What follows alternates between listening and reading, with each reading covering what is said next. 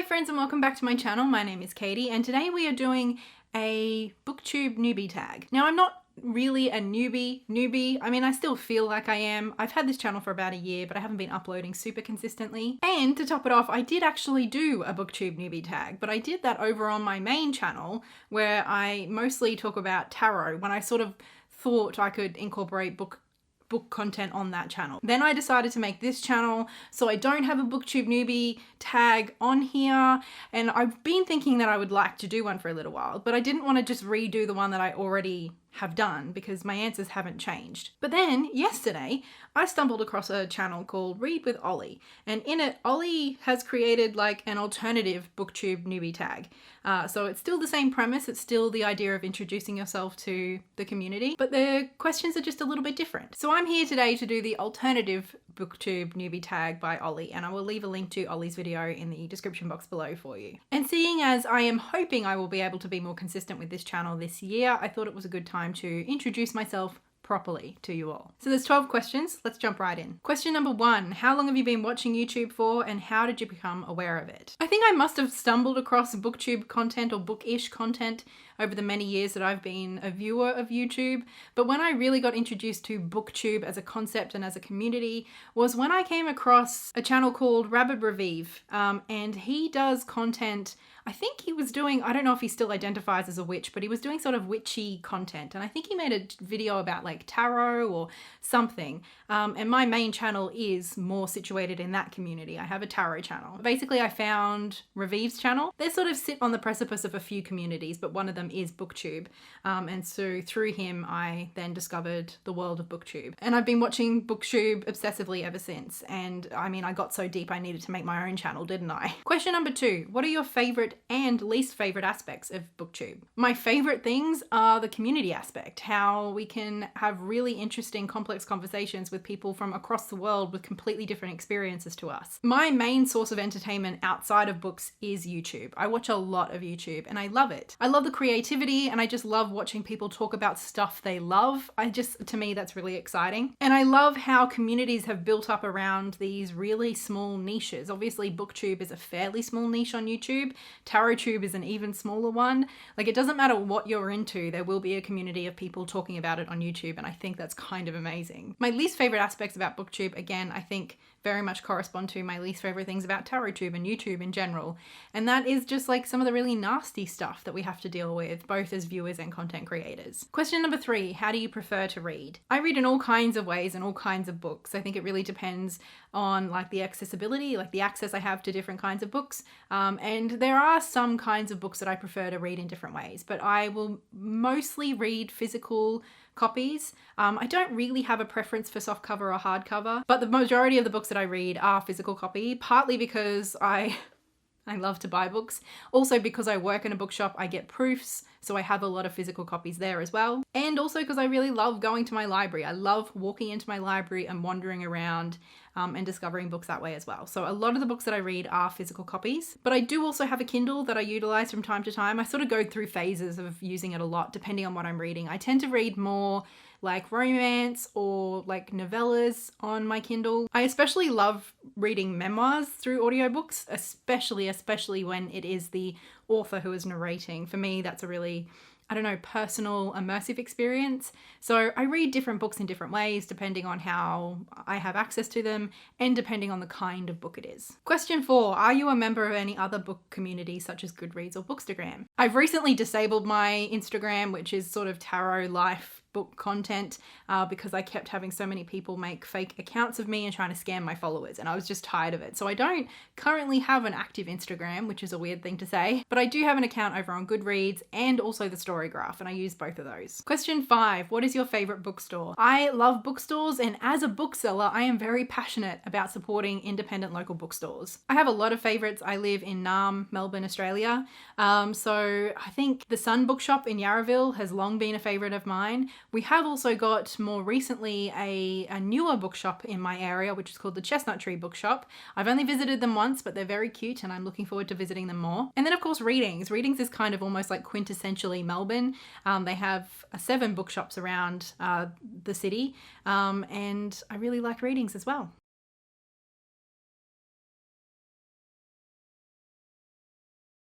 Question number 6, what style or genre of book do you enjoy reading the most? Now, I am someone who tries my best to read widely, so I don't have a great answer for this. I don't have a specific genre that I read a lot of or that I just love. I can tell you about themes that I love to read in books. I am a sucker for themes of identity, belonging, community, connection, trying to understand who we are and our place in the world. That sort of stuff I love. I'm a sucker for it. I love literary fiction. I love contemporary fiction. I also try to incorporate a lot of translated work in my reading as well. I did used to read a lot more nonfiction than I currently do, but I still love a good memoir. I love reading about, how different people conceptualize our modern world and sort of the challenges of it. I guess I will say here that I know for the usual Booktube Newbie Tag, there's a question about why you love reading, and pretty much everyone I've ever watched answer that say they love reading for escapism.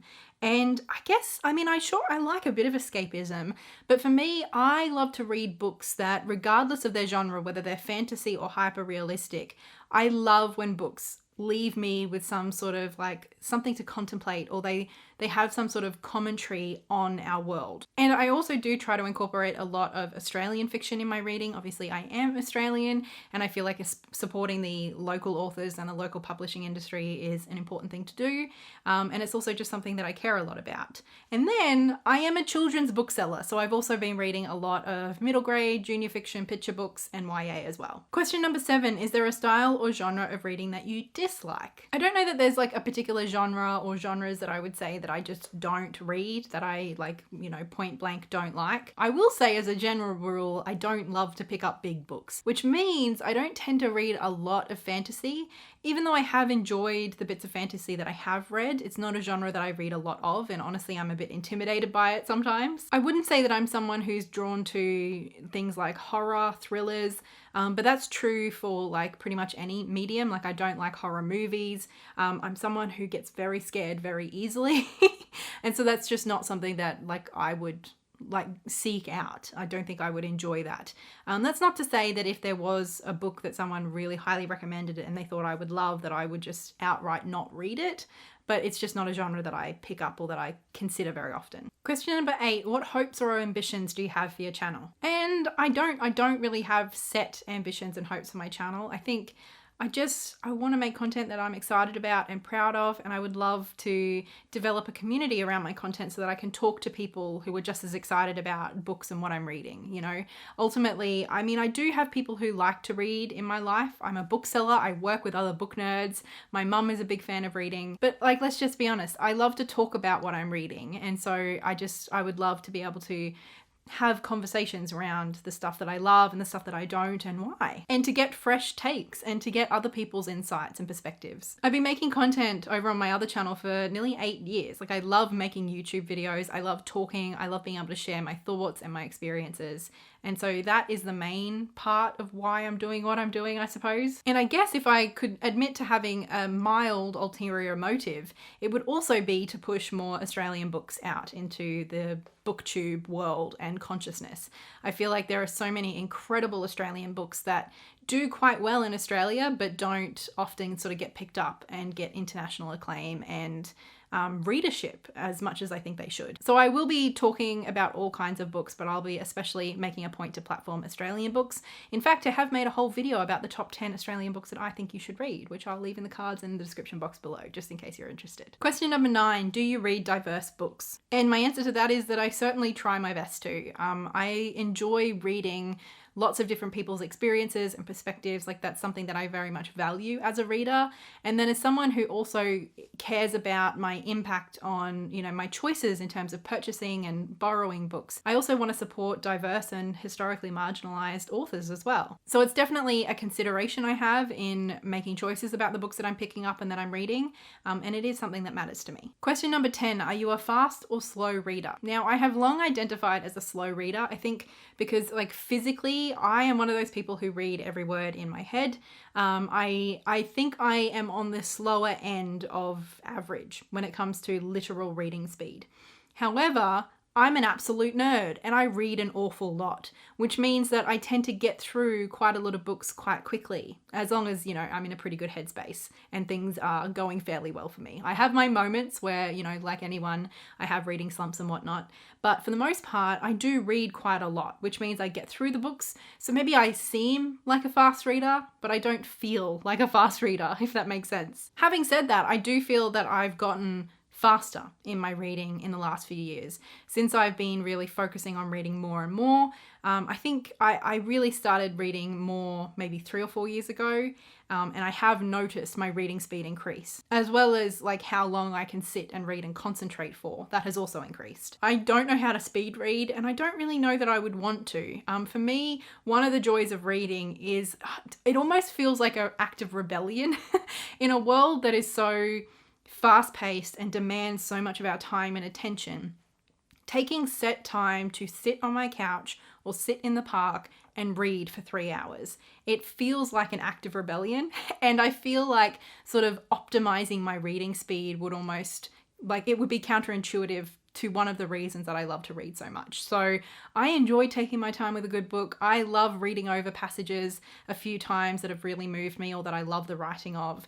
So I like taking my time with a book. I just read an awful lot, so I tend to get through them fairly quickly. Question number 11, can you recommend a good book for BookTube? Can I ever? I'm a bookseller. I can recommend books all day. Let's go. I've just picked 2 though. These are 2 of my favorites. They're both Australian books, and they're both books that I wish more people on BookTube would read.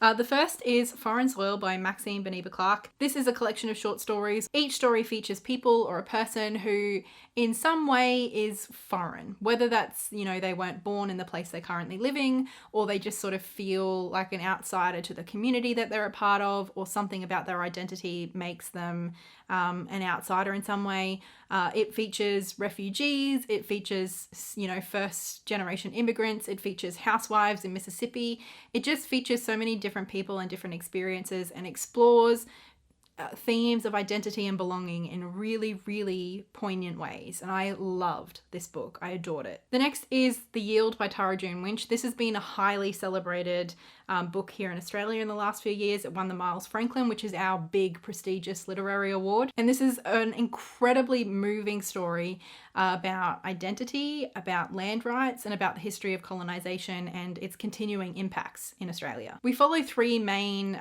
points of view throughout. The first, which is the main one, which is sort of the one that pulls the plot forward, is a young woman who's been living in the UK when her grandfather passes away. So she comes back to Australia to attend his funeral. Her poppy, her grandfather who's just passed away, is the other point of view that we get in this book. In the lead up to his death, he kind of knew he was going to die. So he decided to write down a dictionary of his Aboriginal language to sort of preserve his language and his culture in that way. But instead of just doing it in like the boring classic dictionary kind of way where a word and a meaning, he gives the word and then explains its meaning through telling a story from his life. So we're basically getting his life story through this dictionary. It's just incredibly well done, and to me that is like one of the best parts of the book. Just the way that is incorporated is brilliant, and the way that it gets the reader reading and learning Wiradjuri is incredible. And then the third point of view is from a man who set up and ran a mission in the area back in the late 1800s, early 1900s. And we get letters from him to other people and sort of his own beliefs and what he was doing in this area at that time, that has sort of, set the groundwork for what is now happening in present day for our main character. It's just so well done, so well written, and absolutely beautiful.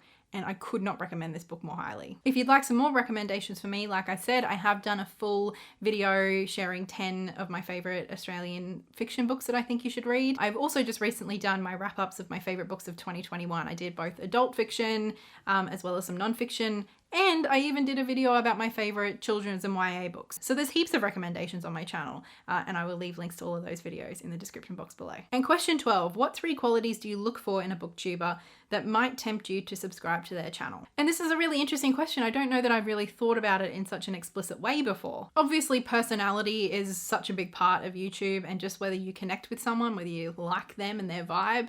I think I tend to really like and appreciate people who just are clearly passionate about what they're sharing sharing, and who, I don't know, are thoughtful and care about their place in the world. Like, all of that stuff is important to me. And one of the words that Olly mentioned was warm, and that's definitely something that, I don't know, just draws you in, doesn't it? That's something that I appreciate about the people that I love and watch too. And I guess I'm not looking for people who are like professional critiquers and reviewers, but I do definitely appreciate someone who can talk about a book and what they did and didn't like and why, rather than just saying they did or didn't like it. Like, I want to hear more about your own personal experience reading a book. Like, even if you don't have big fancy language to get specific about all of that, I do definitely appreciate it when someone can just be a bit more introspective and try to put words to their experience of reading a book. Because if I want a synopsis, I can find that on the back of the book or on GoodReads. When I'm watching BookTube, I want that more personal, reflective exploration of reading and books. And I really appreciate someone who's able to share those experiences with the viewer. But I think that about wraps it up. So thank you so much, Olly. As I said, their channel will be in the description box below if you'd like to go see the original video. I know I'm not technically new. This is certainly far from the first video on my channel, but I still feel quite new to BookTube. So I hope you enjoyed watching this video. I hope this has introduced me to you a little bit better. I hope you learned a little bit about me and my reading preferences and what I'm doing here online, putting my face on the internet talking about books. But thank you so much for watching. I will talk to you again in the next video, and until then, happy reading and so much love. Bye.